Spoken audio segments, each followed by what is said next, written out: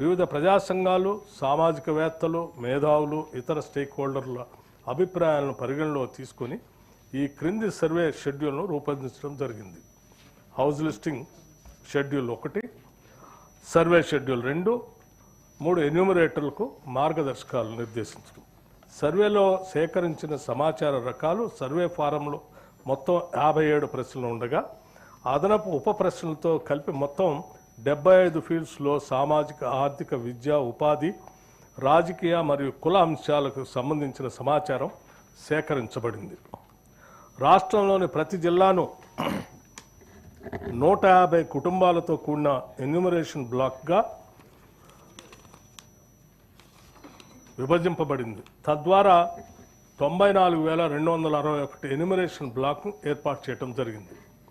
ప్రతి ఎన్యూమరేషన్ బ్లాక్కి ఒక ఎన్యూమరేటర్ను మరియు ప్రతి 10 మంది ఎన్యూమరేటర్లకు పర్యవేక్షించడానికి ఒక సూపర్వైజర్ను నియమించడం జరిగింది.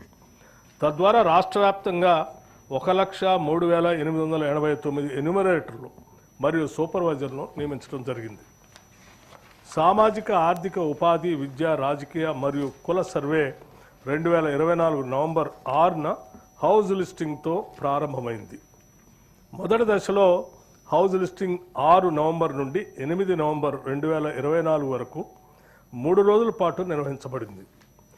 అసలైన సర్వే 9 నవంబర్ 2024 నుండి గౌరవ తెలంగాణ గవర్నర్ గారితో ప్రారంభమైంది.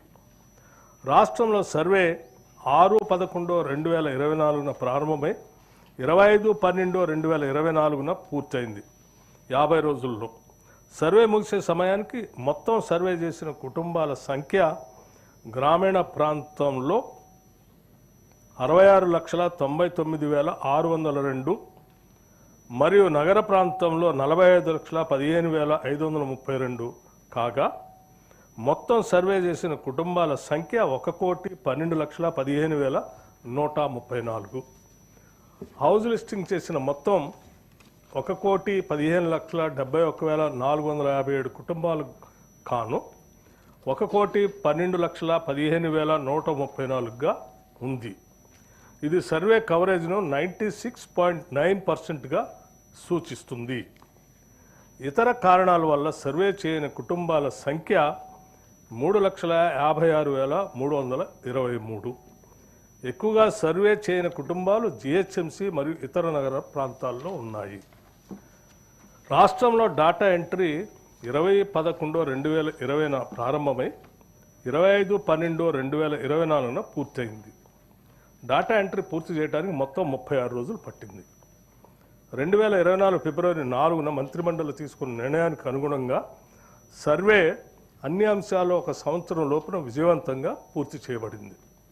ఇది సమర్థవంతమైన అమలు మరియు సకాలంలో లక్ష్యాలు సాధనను ప్రతిబింబిస్తుంది.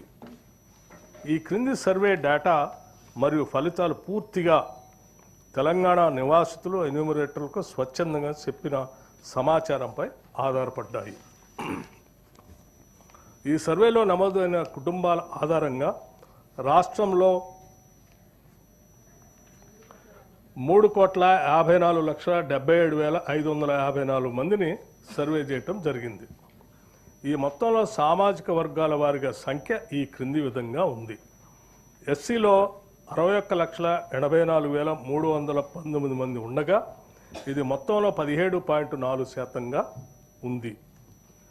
ఎస్టీలో 37,05,929 మంది ఉండగా ఇది మొత్తంలో 10.45%గా ఉంది. బీసీ, ముస్లిం మైనారిటీ మినహాయించి బీసీలో 1,64,9,179 ఉండగా 1,64,9,179 ఉండగా ఇది మొత్తంలో 46.27%గా ఉంది. ముస్లిం మైనార్టీలో బీసీలు 35,76,588 ఉండగా ఇది మొత్తంలో 10.8%గా ఉంది. ఈ ముస్లిం మైనార్టీలో ఉన్న బీసీలను కలుపుకుంటే మన రాష్ట్రంలో మొత్తం బీసీలు 56.33%గా ఉంది. ముస్లిం మైనార్టీల్లో ఓసీలు 8,80,424 ఉండగా ఇది మొత్తంలో 2.48% ఉంది.